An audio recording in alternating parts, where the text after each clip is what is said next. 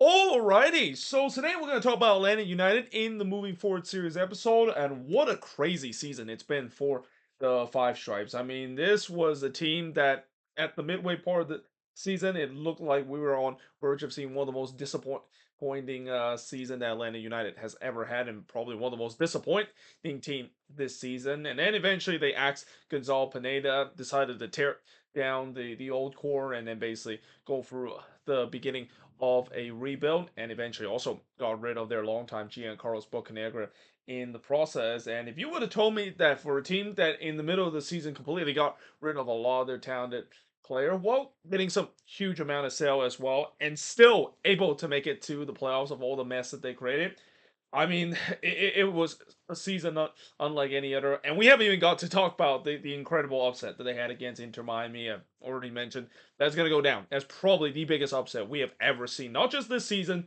but maybe in MLS history. And no, that's not recency, but it's in me showing. But in terms of this season itself, they finished with a 10-10-14 record and finished with 40 points. Yeah, the East was not very good in terms of the wild card race. Well, we talk about the East being very good in the top end of it. When it gets to the eighth and ninth position, it's almost like a gong show in terms of what we saw this season. It feels like nobody want those spots, and for Atlanta United coming into decision day, they look like one of those teams that weren't gonna make it. But again, because it was such a gong show where no one wanted Atlanta, somehow not only snuck in through the back door, but just rely on some of the best help that I ever seen a team able to rely on heading into decision day. But that being said, they scored 46 goals this season while allowing 49 goals with a -3 goal differential. As I mentioned, they finished ninth in the Eastern Conference. But not only have they become the first ninth seed to win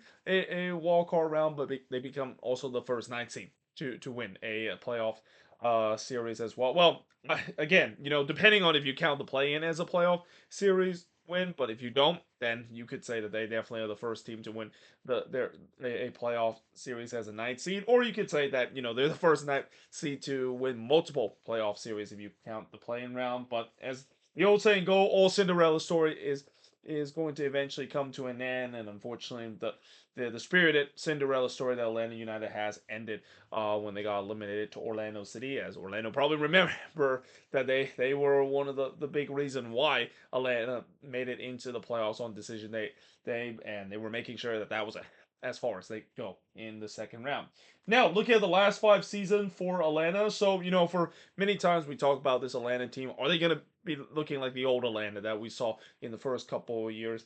Where they were the dominant force not only in the Eastern Conference but in the league. Well, it hasn't been that case. I mean, their downturn was really started in 2020, and in 2023 they did make it to the playoffs in the sixth position with a 13-12-9 record. But unfortunately, they had the undubious honor of facing against the Columbus Crew, Wilfred Nancy Columbus Crew side that we know they were an absolute buzzsaw, and while they were involved in a very entertaining first round, probably the most entertaining best of three series that we have seen so far ever since the format has been introduced.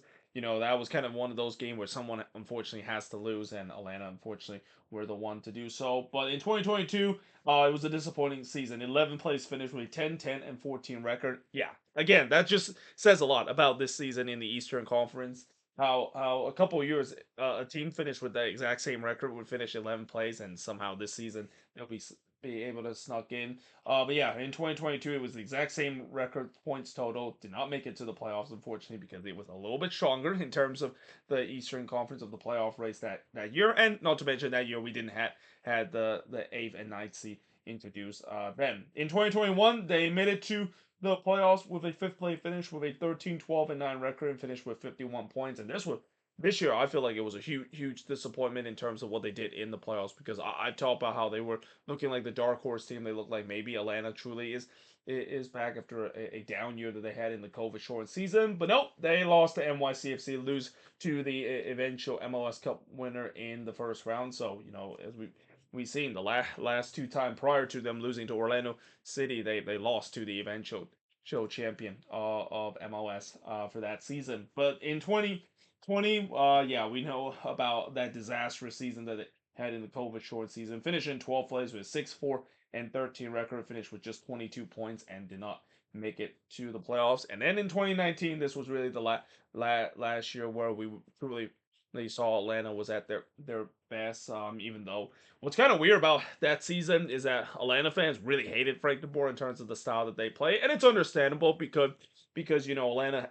fans were so used to Tata Martino and that entertaining brand of soccer that really kind of capture the fan base and really drove the hype machine to its max with this team. But even then, despite the fact that he wasn't playing pretty soccer, they still finished second with an 18-4-12 record, easily the better record compared to really the last 5 seasons. I mean, if you would have told Atlanta fans, in the next 5 years they're gonna have a lot of mediocrity, I think they'll probably regret saying that. Yeah, let's just take these boring brand of soccer, but still get us some point instead of just some mediocre kind of brand of soccer that they get about to have for the next 5 seasons. But they finished with 58 points, and then they lost to Toronto FC in the Eastern Conference Final. Oh, that was a very disappointing game because it looked like all points were saying that they're going to go back to MLS Cup, but inadvertently they lose in the Eastern Conference Final, especially in front of the home crowd too, which is back then Mercedes-Benz Stadium was an absolute fortress. You simply cannot walk into Atlanta and expect to get anything. And if you're lucky, you might even get a point out of that. But as I'll talk about in just a bit, that fear factor and that fortress that Atlanta used to have at home, it's pretty much gone this season, and really for the last couple of seasons as well. But looking at the top goal scorer for this Atlanta team, you got Saba Lobjanidze with 10 goals, followed by Jamar Tiare with 8 goals. Then you got Danny Rios, who actually is no longer on this team, with 7 goals, followed by Steven Gregerson with 3 goals, and Alexei Morenchek with 3 goals in fifth place. Top assist leader, Pedro Almodovar, one of the biggest surprising signing and arguably the most underrated summer signing this in the summer transfer window. A lot of people have not talked about how good he was, and he's going to be a steady piece for this team with 8 assists, followed by Brooks Lennon with 7 assists. Kind of interesting that Atlanta, their top 2 assist leader are outside backs. Again, they are a team that have probably among the best outside backs in the league, and that's going to be probably a strong point for them as well. Then you got Saba Lobjanidze with 4 assists, followed by Alexei Marinchik with 4 assists, and then Tristan Moriomba rounds up the top 5 with 3 assists. Best win of the season. I mean, I don't even need to talk about what's the best win of the season. You probably know what it is. It's got to be that game 3 in the first round against Inter Miami, the ultimate upset of them winning 3-2, just completely gone against the script. Everybody was saying that Inter Miami was going to win that one, and that extra game. Maybe it's just for ratings and also Apple TV kind of being greedy for more money. But yeah, it kind of bite them in the ass big time, didn't hit with seeing their darlings, and certainly the MLS darling getting in a shocking defeat that is going to be talked about down the year. I mean, I think 10 years from now we will still be talking about how big of an upset this is, because again, this is a definition of David versus Goliath, and yeah, I mean, this is just something that nobody thought it was going to happen, with Atlanta creating that shocking upset against a team that was supposed to be the team of destiny with Messi and friends. The worst loss of the season. It's actually not that far from the when they made it to the playoffs. So you would think that when I talk about the worst loss of the season, I would pick something during the Gonzalo Pineda era. But during the time with Ralph Valentino, there were some bad losses there as well, including some really bad loss, and this was probably the worst one, with them losing 2-0 to Nashville SC, a Nashville side that pretty much were dead and buried. Like this team was pretty much in a free fall. And I know Atlanta this season, they definitely have not had a lot of success at home, but in a game where it's just a playoff 6-pointer against a team that is just heading the wrong direction, the fact that they lost that one to nothing, that looked like was going to be a point that doomed their playoff chances. I could have also easily included the 2-1 loss that they had against Montreal, where that game also looked like it was the death blow. Consider the guy that looked like ended their season was a guy that is for many years has been known as the fan favorite in Atlanta United. I mean, have you ever heard this guy called Joseph Martinez? I'm pretty sure Atlanta fans heard about King Joseph before as well. Average attendance 46,831. Obviously, Atlanta has been leading the attendance ever since they came into the league. Though I will say this, There were a lot of red empty seats at Mercedes-Benz Stadium. I mean, I'm not gonna lie, it was pretty clear that there were some games where the attendance were not 40,000 plus, maybe half of that, or even a quarter of that. And again, this is not a big surprise. The fact that I know some people will say, well, it looks like the bandwagon had left this team. Well, again, the product that they've been putting in, and not to mention with them not winning a lot of games at home. I mean, I don't really blame the fans of staying away, and you can see there was a lot of frustration with a lot of Atlanta fans throughout the season that the product is just not what it used to be, and especially with the tickets being so expensive to go to Atlanta games. The tickets prices is just as expensive as we saw a couple of years ago, and part of that is because this team was so good for so long that the demand is definitely there to raise the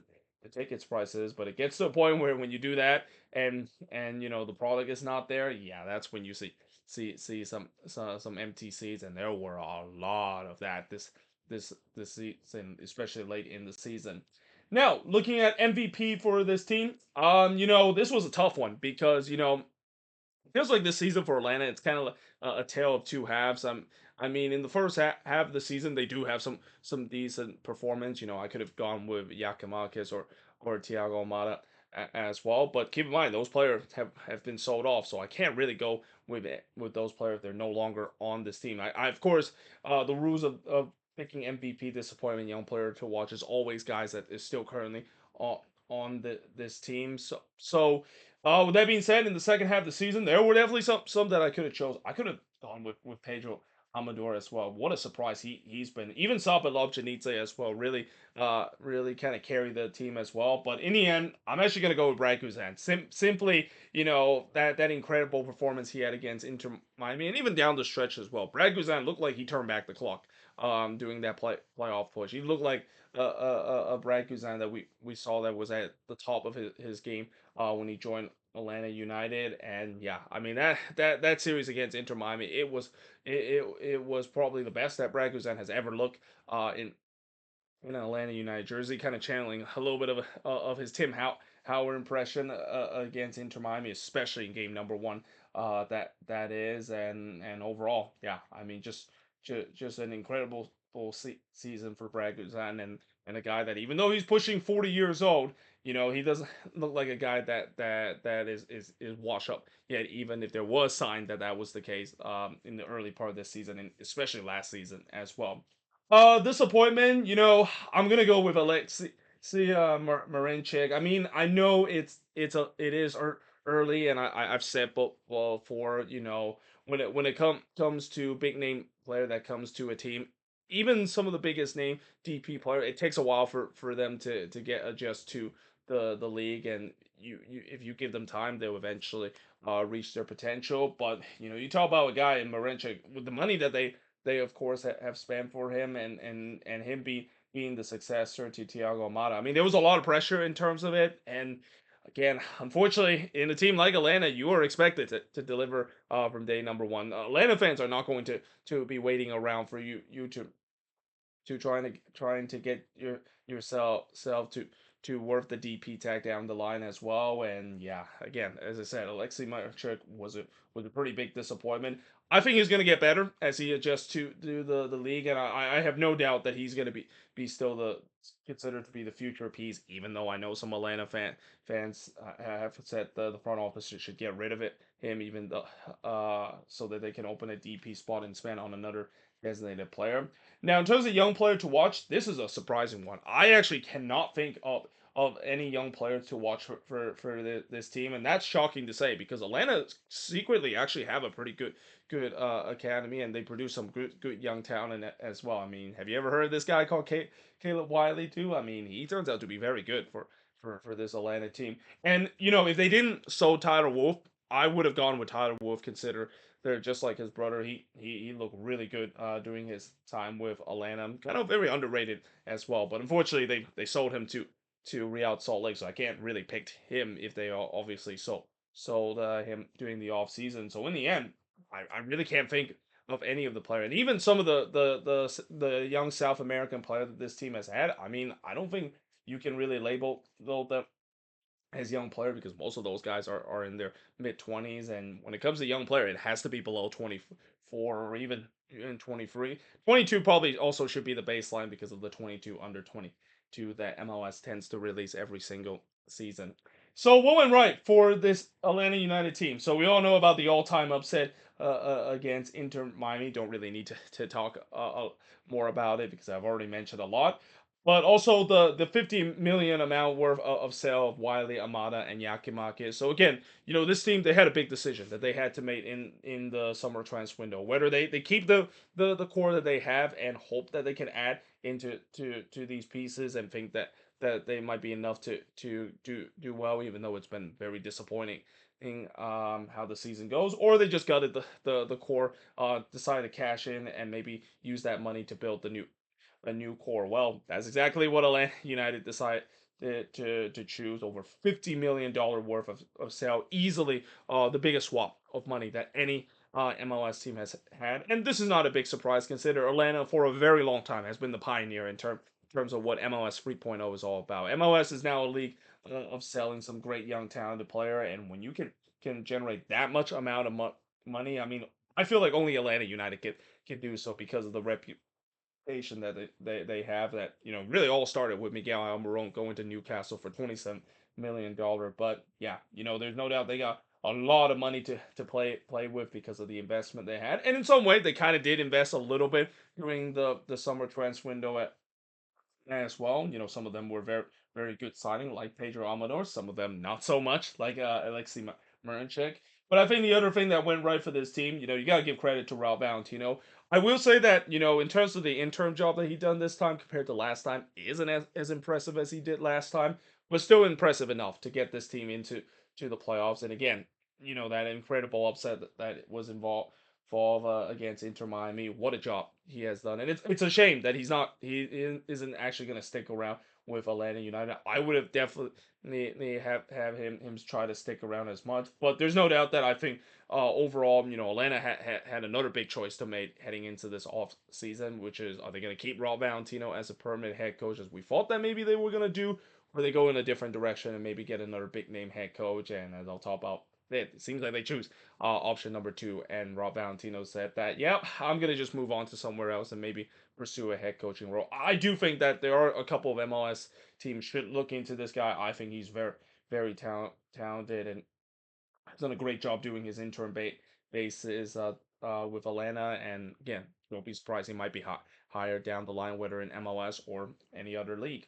So what went wrong for this Atlanta United team? Again, the mediocre run that led to the Pineda axing really the first half of the season. What a disappointment it is with all the talent that they had and the fact that they mostly underachieved or at times just kind of giving up leads like crazy in the first half of the season. Again, just kind of led to the axing of Pineda and led to this big decision that they just gonna have to move on to the current core they have. The current core just clearly is not the core to get them back to success.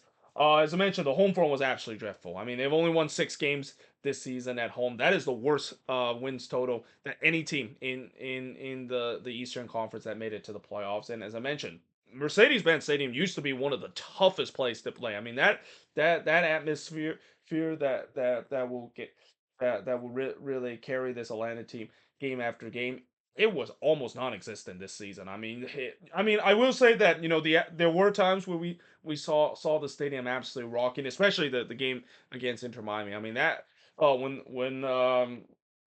they scored that second goal, I think it was TRA the one that scored second goal. Oh no, actually it wasn't TRA. I think it was John De Silva the one that scored that second goal against Inter Miami. I mean, Mercedes-Benz Stadium just absolutely erupted, not like no other. I mean, that was probably among the loudest we have ever seen Mercedes-Benz Stadium erupted, and that's saying something because they had some great years in their first couple of seasons in the league. But yeah, for the most part, the home crowd was just not there. The atmosphere just kind of fell off, and I don't blame that is the case because again, there wasn't really much to cheer about for this team when it comes to their home form. They were just really bad in terms of how they play at home. They drop a lot of resort, and when you drop so many points like that, it gets to a point where the home crowd just gets restless because they're not able to see the team win at home, and not to mention the amount of leads that they've blown at home as well also doesn't help the factor that it feels like it's Groundhog Day for those fans to endure over and over again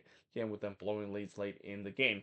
And then, of course, the Cinderella run we knew eventually had to come to an end. It came into the end against Orlando, and it kind of came to an end with a bit of a whimper. It feels like they spent all that energy against Inter Miami that they just kind of ran out of gas in that game against Orlando City. Really, just a flat performance against Orlando. Couldn't really muster something similar that they did in the decision day game against Orlando City that really got them into the playoffs in the first place. So moving forward for this Atlanta United team, obviously we know the reunion of Chris Henderson and Garth Largaway has been announced a couple of weeks ago, and this should be very interesting because it seems like it's like Atlanta really wants to hope that they will end up in the same success as what the Sounders has had. I mean, what Chris Henderson and Garth Lagerwey has done to the Sounders over the year has been absolutely incredible, and I'm not surprised that Garth Lagerwey feel like he's going to bring him his old buddy and look to reunite another or reignite another team like Atlanta to be a dominant force in the East again. But in order to do so, they need to make signings. And one thing I will say about those two pairing is that they don't usually tend to make a lot of signings during the winter. They tend to make it in the summer transfer window. Though you got to say, with the money that they have in amount of cap space and flexibility that they have in terms of the roster, you got to think that they might be aggressive in the winter transfer window and in this primary transfer window to make a lot of signing, because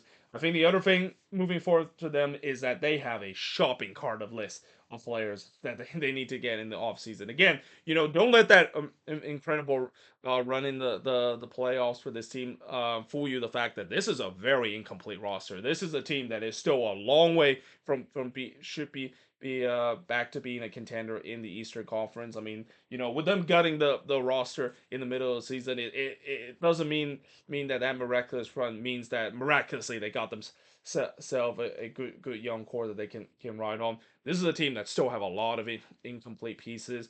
The first big one I can definitely think is they need a DP number 9. They don't really have a DP number 9. They still haven't replaced Yakin Marquez, and even though Lobjanidze did try to do so, he's not a number 9. He's more of a winger. They also tried to put Marenchek as a false number 9 at time this season.